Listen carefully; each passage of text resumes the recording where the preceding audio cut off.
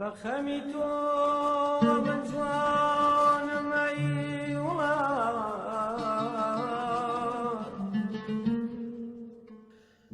مناڵانی شەهید و کڕوونەوەی شەهیدان لە ڕۆژی شەهیدانی یەکێتیدا شانازی بە شەهیدەکانیانەوە دەکەن و دەڵێن شەهیدەکانمان سەرمەشقی فیداکاری بوون و لە سەنگەری دوژمنانیشدا بوونە قەڵغان پەیمانیش بۆ یەکێتی دووپات دەکەنەوە. ئێمە وەکو بنەماڵی شەید فاتح بەڕاستی فەخر و شانازیە بۆ ئێمە کەوا گوڵی چرۆی یەکێتی بە خوێنی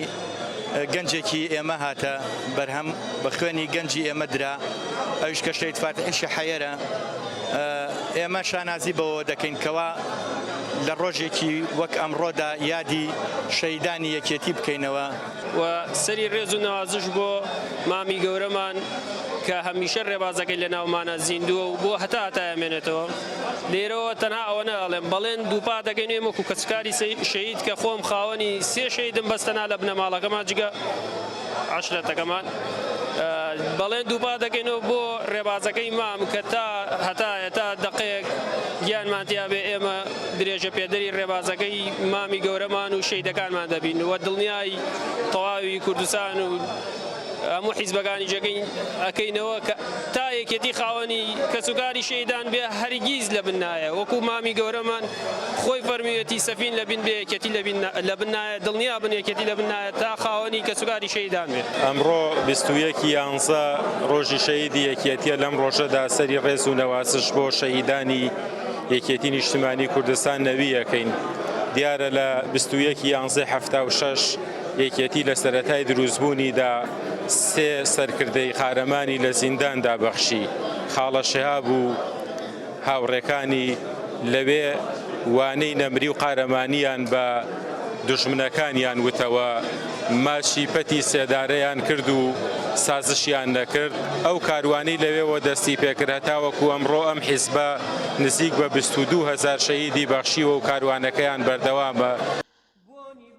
هەر لە درێژەی چالاکیەکانی بەرزڕاگرتنی ڕۆژی شەهیدی یەکێتیدا کۆمیتەی ڕێخستنی هەڵەبجەی یەکێتی لەم ڕۆژەدا چوونە حزوری شەهیدەکان و لە گۆڕستانەکانی گوڵان و شەهیدان و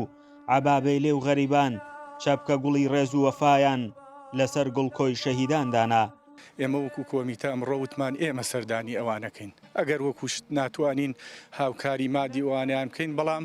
هاوکاری وەفامان پێیە بۆ شەهیدەکانمان و هاتوینەتە سەر گۆڕەکانیان و بەڵێن دووبا دەکەینەوە کە درێژە پێدەری ڕێبازەکەیان بی. هەروەکو چۆن ڕێخستنەکان کۆمەڵی ڕێخستنە دیرینەکان کۆمەڵی ڕەنجدەران کە لە سەرەتای ساڵەکانی هەفتا بۆ 75 کە دروست بوو لە بەردەم پەتی سێدارە چۆکیان بە ڕژێمی سەدامدا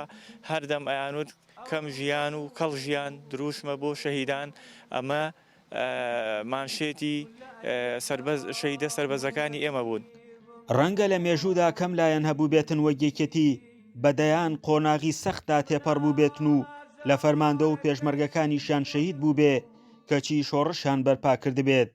ئەمڕۆشیان هێنا بێتە دی ئەمڕۆیەک بۆ هەمووان بەبێ جیاوازی و لە سایەی حکومڕانی یەکێتیشدا